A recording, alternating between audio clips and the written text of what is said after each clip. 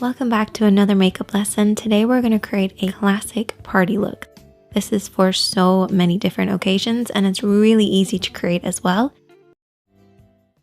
So as with every look that we create, we always want to start off with a clean base, and to do that you want to use a primer.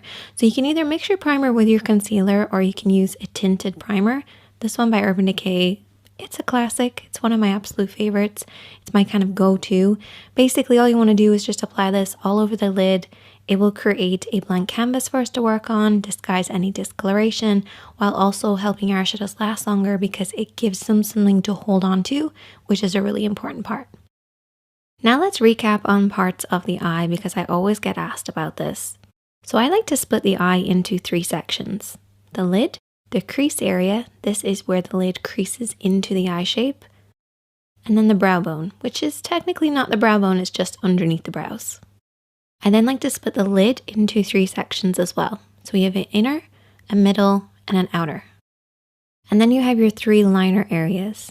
So we have your waterline, which is the lower part that you can see. We have the tight line or the upper waterline, which is underneath. And then we also have your lash line, which is that line across right by your lashes. And these are the kind of main areas that you apply liner. To create any eye makeup look, I usually use about 4 different eyeshadows. A highlight, a contour, and a mid-tone.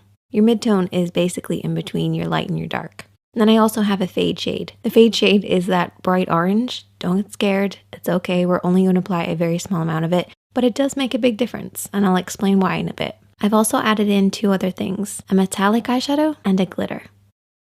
Now for brushes, you really only need like 2 or 3. A blending brush and a pencil brush. Now I would recommend having actually 2 blending brushes, but that's optional. One for applying, one for blending, just so you don't muddy up your look. And then also a flat brush. This is for cutting the crease. You don't plan on cutting your crease, you can always use your fingertips for what we're going to do later. So there's all your tools. Now let's start applying. So we're going to start off with our mid-tone and we're going to use our blending brush. You always want to make sure you're using your blending brush for your mid-tone to create that really soft effect. Now a lot of people refer to this as a transition shade. Totally fine. I call it mid-tone because it's a middle tone, but it's totally up to you. You're going to blend this over and back and slowly build this up because your lid's going to be a little tacky. If you go in with too much eyeshadow to begin with, it's just going to grab hold of certain areas and not blend. You also want to hold your brush in the center of the handle and keep it at about eye level, so a little higher than normal, and sweep this over and back in the crease. Don't worry if you get a little bit of this on the lid because we will be cutting the crease. In fact, I actually kind of want you to get it onto the lid. And I also want you to get it on the outer third of the lid especially. This is going to work as a base for our contour. Once you slowly build this up, you should get a look that looks like this. Don't worry if it looks kind of muddy on the lid, that's totally fine. Just make sure that blend upwards towards the brow bone is nice and smooth. Your contour is next, and this should be at least 1 shade darker than your skin tone. You're going to apply this with the smaller of the brushes that we've been using, and I want you to tap this. So literally hold the brush right in the center to get maximum control and just tap this on that outer edge. So the outer third of the lid. Then what I want you to do is to create a cut crease line. So I want you to raise your eyebrow and I want you to look down in a mirror and tap this along the edge where we're going to cut the crease. So don't blend this up too far because we don't want to get this contour into the crease area. We want to keep it nice and low. Your mid-tone is always higher. So just apply this almost like you're attempting to hit the crease line. Then take your clean blending brush, holding it right down the end of the brush, sweep this over and back just to soften out any harsh lines. So this is just going to basically deepen the crease and just apply a little bit more of a depth look, so when we cut the crease, it's going to look even sharper. Okay, now we're going to cut the crease. So you're going to take your concealer brush with a little bit of concealer on it, and I want you to really squash this down so it's nice and flat. I want it to look flat the whole time you're applying it as well.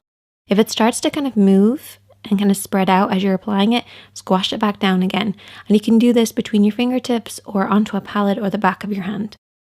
I also like to keep my mirror handy just so that I can really concentrate on what I'm doing. So just follow the natural shape or create the illusion of a shape of a lid. And you can rest your pinky on your cheek for support. And what I do is I barely touch the skin as I go around the edges and then pull it downwards across the lid.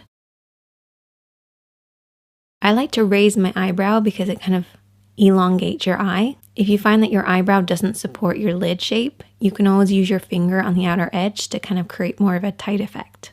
We're going to move on to now applying our highlighter using that same brush, and we're going to go over everything that we've already cut. So you're basically going to create kind of a sharper effect, a brighter effect, and your highlighter is going to go on much nicer. I'm also going to take this highlighter just underneath the brow bone as well, but I never like to have a really sharp brow bone. I like to then take my fingertip and just kind of wipe away the excess. So now we have a divide between that inner corner and the outer corner. So what we want to do is to create a fade. So we're going to use our fade shade. You can take a little bit of this orange or yellow or even a pink would work. Take it on a blending brush and just apply this right where the two of them meet, and you can also blend this into the crease as well. At least that's my take on a fade shade. I don't think anybody else knows what it is, except for me and you guys. But it's awesome. So here's a look that you can basically complete at this stage, but let's just add to it to give it more of like a fun party look. We're going to apply that beautiful shimmering coppery shade with a damp brush. Going to intensify it a little bit more. We're going to apply it over everything that we've already applied, starting in the middle of the lid and then blending outwards and inwards. And basically this is going to go over everything that we've applied and create slightly different tones. We can also apply the glitter with that same brush just to add a little bit of fun. Next, I'm going to go in with liner. Don't panic. All we're going to do is just run along the lash line. Nothing fancy, nothing crazy, no wing. And if you haven't seen it already, I did an in-depth video on how to apply basic liner. I'm also going to apply lots and lots of mascara. Don't skip this step, it's really important. And if you're not a big fan of applying falsies, which I will be applying, you can always just layer lots of layers of mascara. Kind of does the same thing. And I also like to curl my lashes after everything dries out. It kind of creates the illusion that you're wearing falsies, but I will be applying them. Now that the falsies are on, we are ready to move on to the next step. So for the next step, I'm going to take an angled brush and a little bit of black eyeshadow and push this right underneath those lashes. And I've already applied lower lash mascara already, so we're basically just creating the illusion of a deeper effect. We're then going to take a little bit of that brown and just run this along the edge as well. This will create a softer effect so it's not just harsh black. And I also then take my pinky and I just kind of rub everything in. This just softens out any harsh lines. And you can also take that fade shade if you wanted and worked around the edge too.